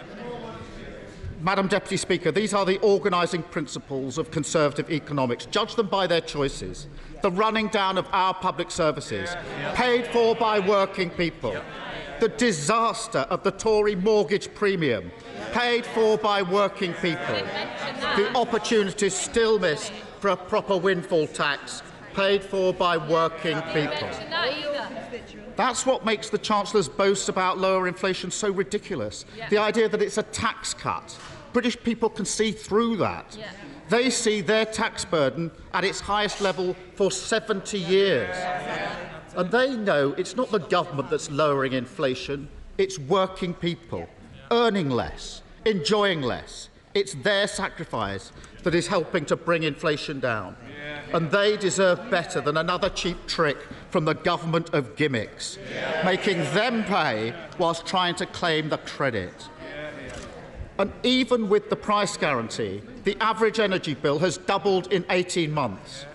Because of their recklessness, the average mortgage payment is up £2,000 a year. A massive hit to living standards, however they cook the books. And yet, still, no real ambition on industrial strategy. No real ambition on the clean energy that will give us cheaper bills. No real ambition on house building. The same old Tory choices. Sticking plaster politics, no growth for the many, working people pay. And let's turn to his policies on the cost of living. Madam Deputy Speaker, I say his policies because there's a history to this, a pattern. Over the course of the whole cost of living crisis, time and again, it's Labour who bring the government not just to its senses, but to our position. Who first pushed for the energy price guarantee? Labour. Who first called for a proper windfall tax? Labour. Who first stood by people on prepayment meters? Labour.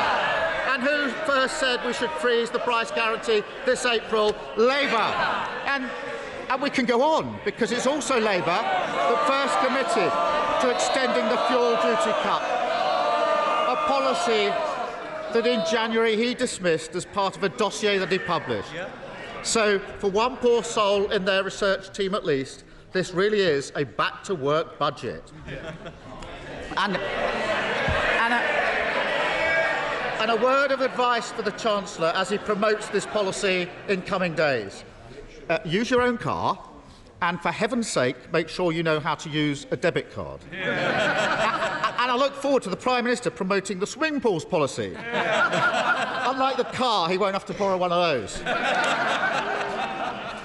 But, Madam Deputy Speaker, the cost of living crisis is not over. And once again, they've left money on the table when it comes to oil and gas companies. Money that could have been better spent on working people. Politics is about whose side you're on. There are loopholes that urgently need closing. Even the former CEO of Shell admitted that they should be paying more. And the long-term plan just isn't there. The same old Tory choices, the same three principles, sticking plaster politics, no growth for the many, working people pay. And you see those principles at play in our broken labour market. Much of what the Chancellor said today focused on that, as well it might. The figures announced in this budget show how damaging the current situation is to growth, a long-term drag on our ability to create more wealth. Our inactivity levels are particularly shocking, up 500,000 since the pandemic, the worst jobs recovery since the G7, people unable to work because of ill health more than ever before. Now, we will look at what the Chancellor's announced today, because on these benches we've long called for reform of the work capability assessment, for a welfare system that supports people with disabilities and long-term health conditions to thrive at work. The universal credit system must help people into employment, and childcare is a huge barrier to that. We've made the case for reform. But on childcare, of course, more money in the system is obviously a good thing.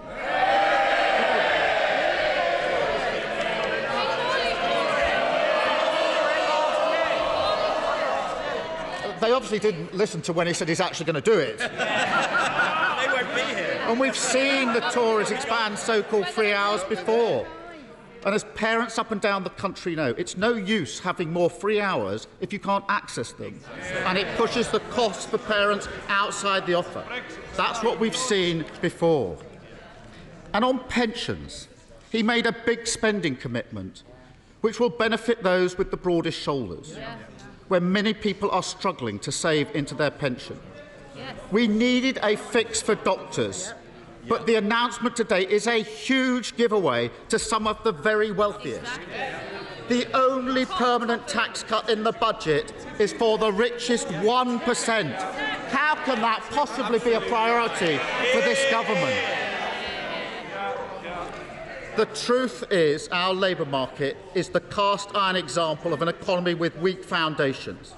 Our crisis in participation simply hasn't happened elsewhere, not to this extent. It's a feature of Tory Britain, and global excuses won't wash. We need a wider reform agenda. Instead of making working people pay, we need to make work pay. Move on from growth that's based on insecure, low-paid jobs to growth which comes from good work, from strong employment rights that can deliver higher productivity, growth from the many, for the many, that makes people better off in all parts of our country. I welcome his announcement on devolution deals. The principle that we should push power out of Westminster is fully supported on this side of the House. In fact, we want him to go further. Communities beyond Birmingham and Manchester deserve the right powers and the same powers to drive growth as well.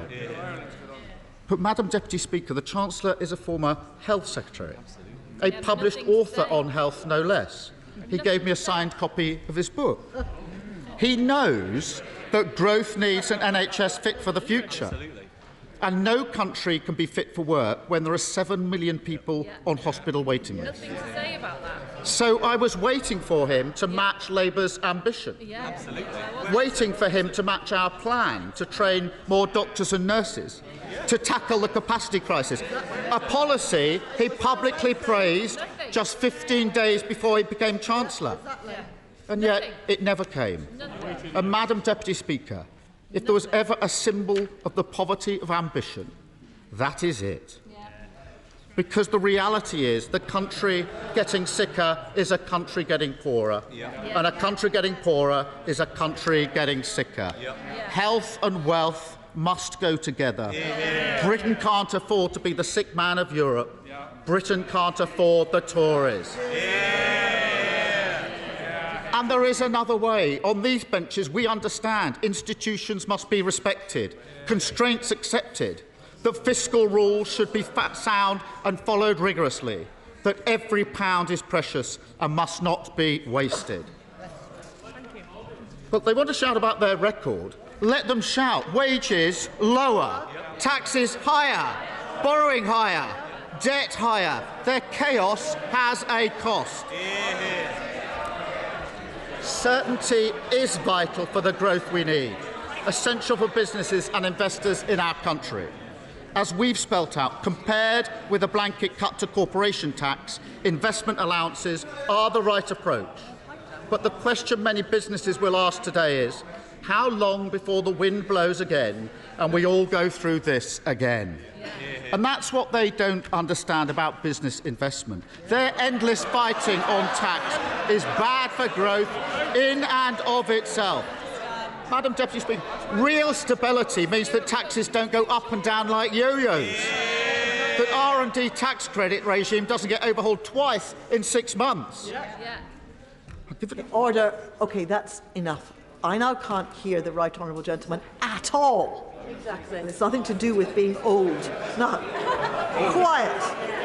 Sir Keir Starmer. Thank you. Let me give an example of that instability. It's a bit of a fraught subject at the moment, but when he was Culture Secretary, the Chancellor apparently took some lessons on the rules of football. So let me provide a refresher. The amount of times his government has broken their fiscal rules, 11. That's one football team. The amount of times they've changed corporation tax policy, 22. That's 2 teams. You've got a game. But if he wants the post-max analysis, he'll have to consult the experts. Back on his screens and ours this weekend, I know the whole House will want to applaud that. But, Madam Deputy Speaker, a budget is not just about the choices made, but the choices ignored. Britain needs more than certainty for growth. That's the least we should expect. We need change, stability and success. Anyone listening to this and worried about NHS waiting lists, it's about crime going unpunished. They don't want to hear about the waiting list. They don't want to hear about the crime going unpunished. House building rates falling. Don't want to hear about that either, I suppose, do you? They will have heard very little that makes them feel hopeful about our future. They could have used sensible taxation policies on non-DOMs or oil and gas companies and made the money work for working people, tackled the vested interests that gum up our planning system and shown real ambition on the investment we need to turn us into a green growth superpower. And that was the test today. Can we move beyond the usual sticking plaster solutions, set a new direction for growth that serves the interests of working people? But I'm afraid the verdict on this budget is clear. They won't offer change because they can't. And so our course is set. Managed decline, Britain going backwards, the sick man of Europe once again. That's the Britain they've created, and they should look it in the eye. Because today's figures on growth put their failures up in lights.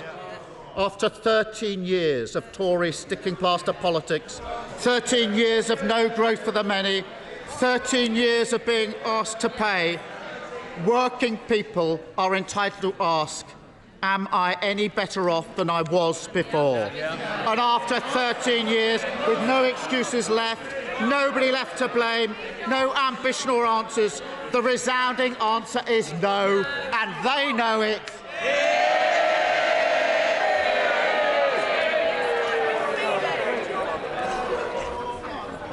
Right, now we'll just have things like just settle down a bit now, please. And if people are leaving, let's do so quickly and quietly, just out of consideration for everyone else who is still taking part in the debate. Before I come on, get a move on.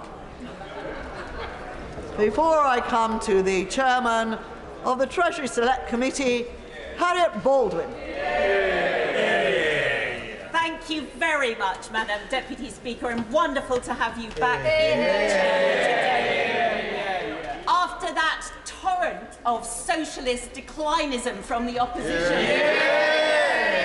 I want to start by saying how lucky we are to have a lucky Chancellor. He has been lucky this winter because the weather has been a lot warmer than when he stood here in November, and as a result, the price of energy has come down. But he has also made some of his own luck, Madam Deputy Speaker, because thanks to the steps that he took, the financial markets have stabilised and he has had to pay less in interest than he was expecting to, about £4 billion. It is actually quite hard to believe that this is the first actual official budget that we've had in this chamber since October 2021. A lot of things have changed since the last time we had a budget. Our world-leading NHS vaccination rollout has ended the severe contagion of the pandemic. But Putin's evil and illegal invasion of Ukraine has sparked the worst inflation for 40 years. The challenges those events have placed on the public finances have been extraordinary, and the spending can't all be borrowed and passed on to the next generation. And that's why I welcome the news today from the Chancellor that he's forecasting 3% lower debt in years to come. Yeah. Our committee, the Treasury Committee, welcomes the fact that the budget is accompanied by forecasts from the Office for Budget Responsibility. We think that it's important that that stands alongside a budget. It's a key part of the independent framework for chancellors, and we will be taking evidence from them next week on the underlying assumptions behind their forecasts. Because what has changed most perniciously since the last budget in October 2021 is inflation. It was only just beginning to rear its ugly head in October 2021.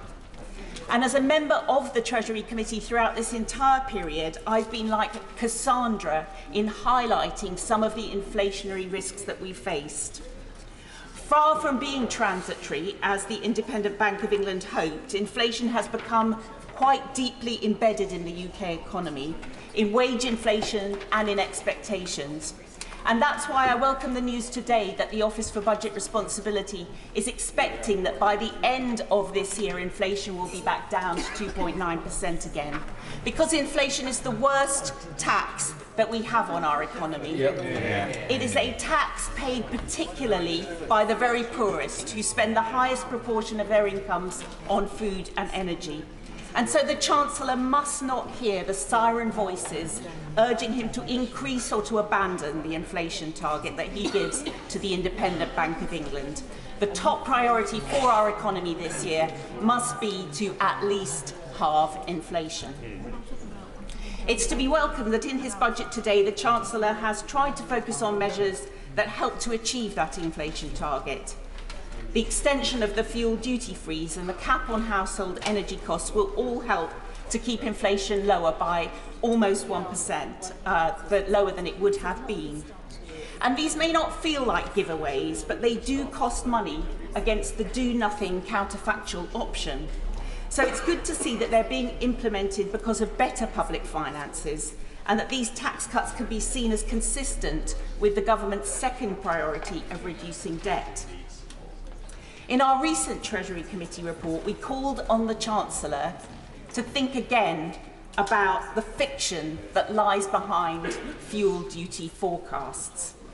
Every year they get embedded in the fiscal outlook, and every year chancellors realise that it's not an ideal time to raise fuel duty. I welcome the fact that the fuel duty cut has been extended for another year, and that once again the fiction has not been followed through into reality. But I do think we need to think long and hard about why a tax that is inflationary, that harms growth, and is heading the way of the dodo as we all move to electric cars, is still in the forecast numbers.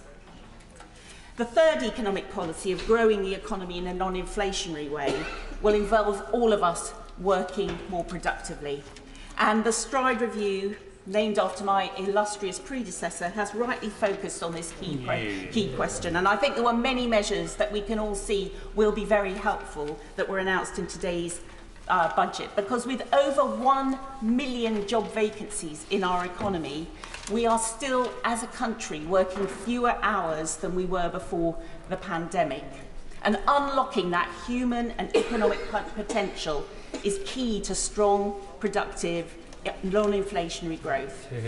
So the steps that have been announced today on childcare and on pensions will help to ease the labour shortages that are pushing up wage demands, and they will help counter those inflationary pressures. And so the Treasury Committee looks forward to exploring all of these issues in detail with both our expert witnesses and with the Chancellor himself in our next evidence sessions, because the details really matter. The Treasury Committee has highlighted the new benefit cliff edges that my right honourable friend introduced last November when he announced that next winter only low-paid households will receive the £900 help with their cost of living. We asked for it to be spread into 6 instalments to reduce the risk of cliff edges. And we're sorry to hear that a somewhat clunky computer system means that there will be 3 instalments instead, because we worry that if you lose your job one day just after the qualifying date, you will miss out on a lot of help.